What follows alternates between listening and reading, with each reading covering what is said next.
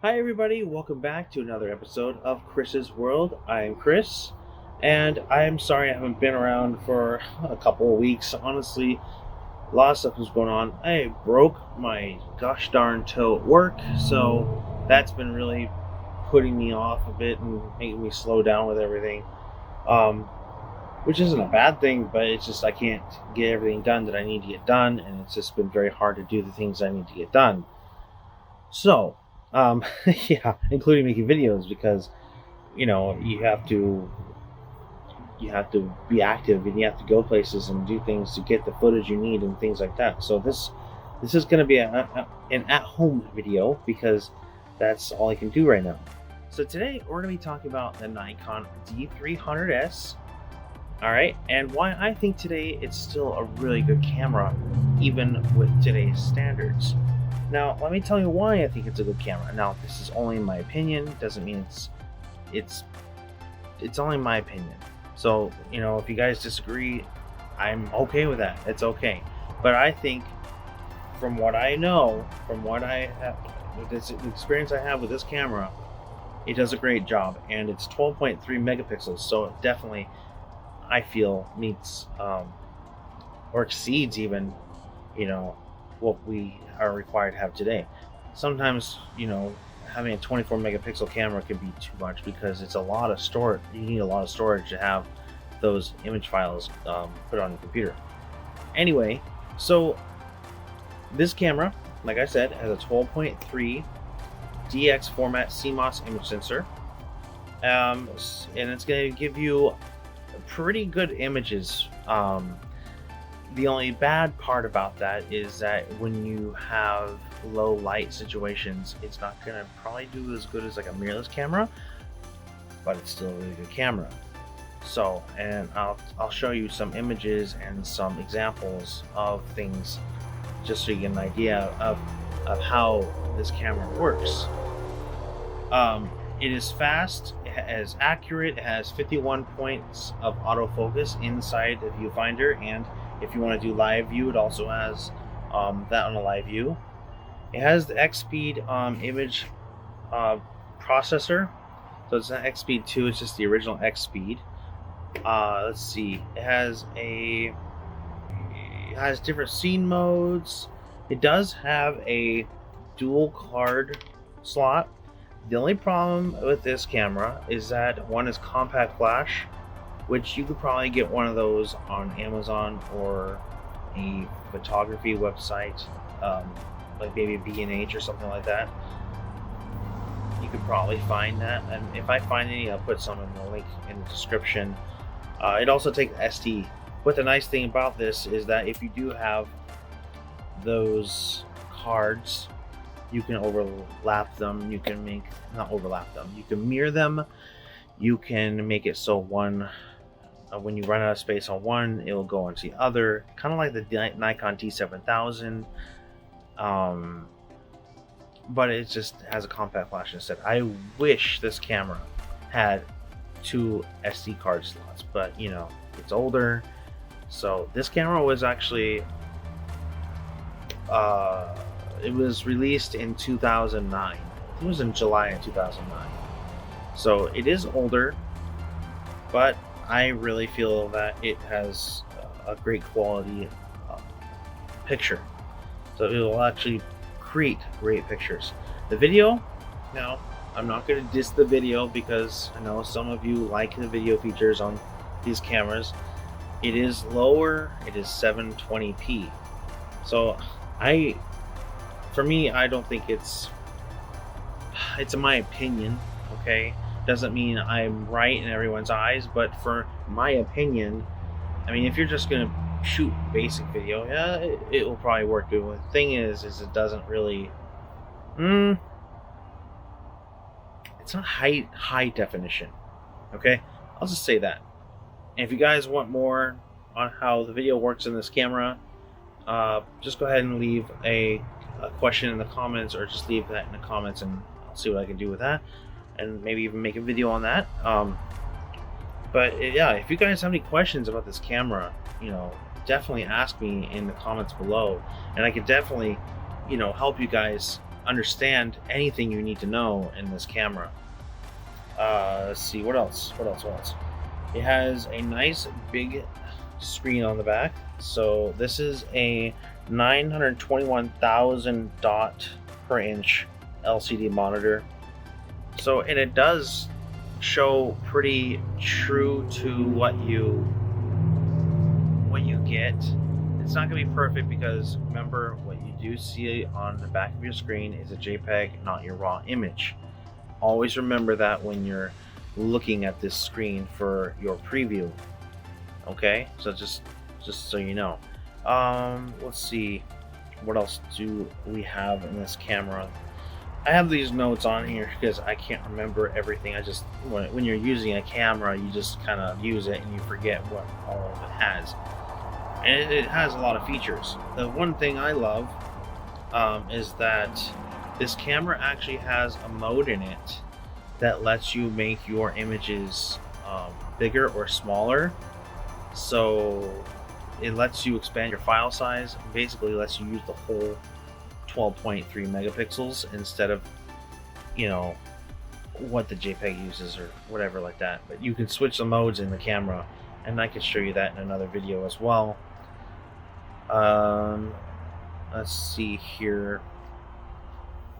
We have, of course, our picture control settings, our vivid, neutral, and monochrome. So that's always nice.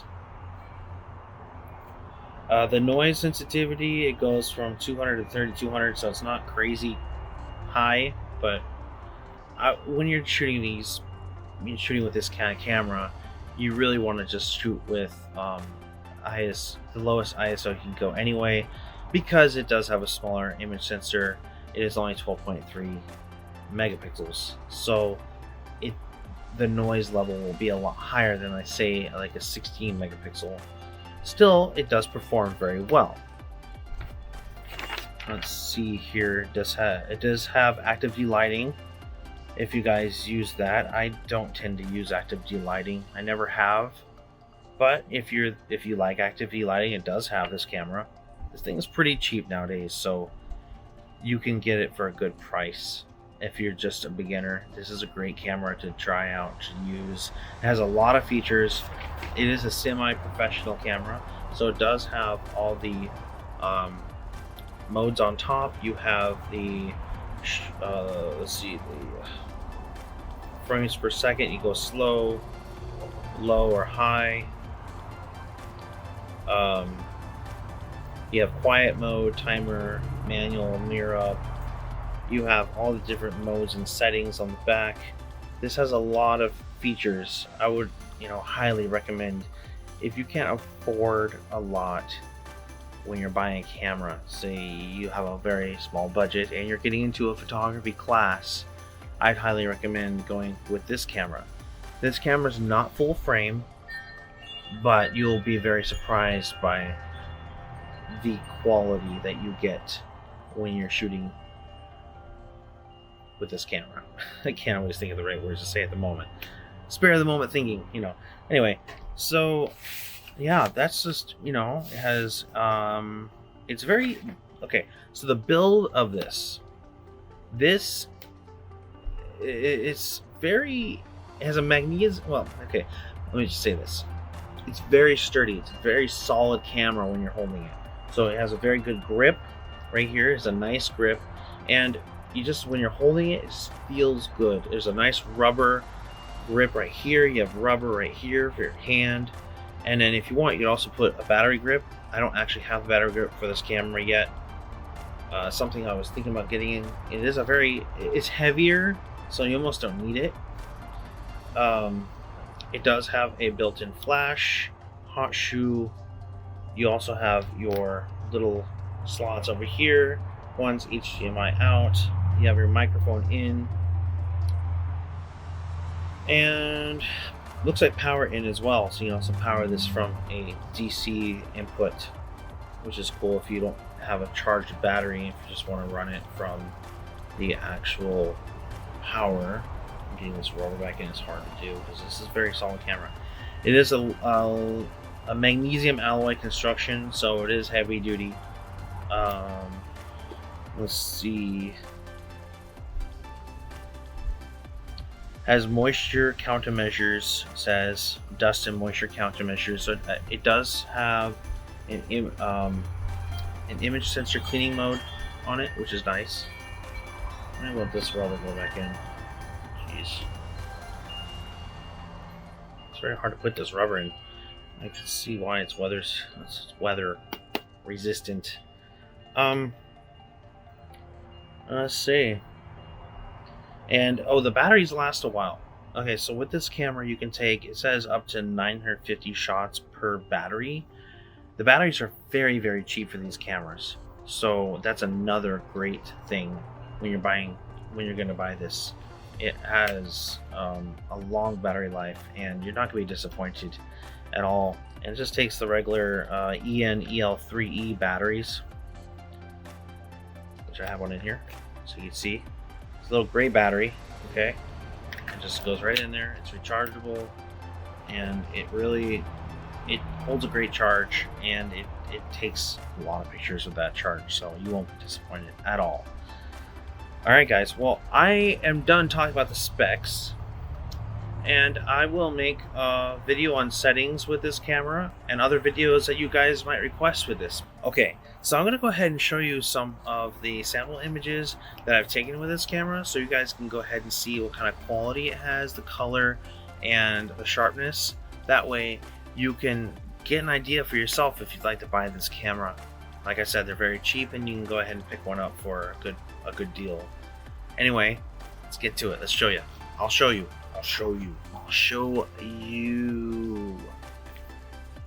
Anyway, I'm gonna go ahead and show you some images now, okay?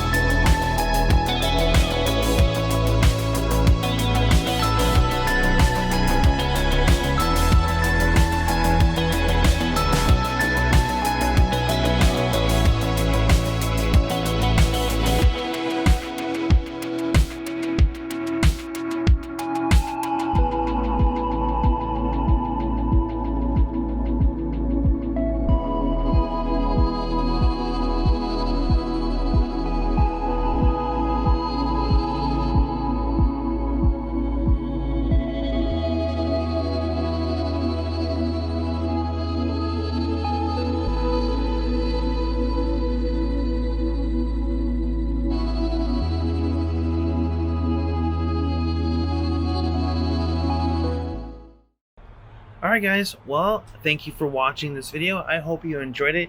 If you did, please hit the subscribe button down below. And please like it, ring the bell for more notifications whenever I post a video. And please let me know if you have any questions or concerns or anything at all, because I'd be more than happy to answer your questions and go ahead and have a little chat with you, trying to help you, even make another video to help you guys out in any direction you might have with this camera or any future cameras that you might want to get in your hands on to. Yeah, just let me know.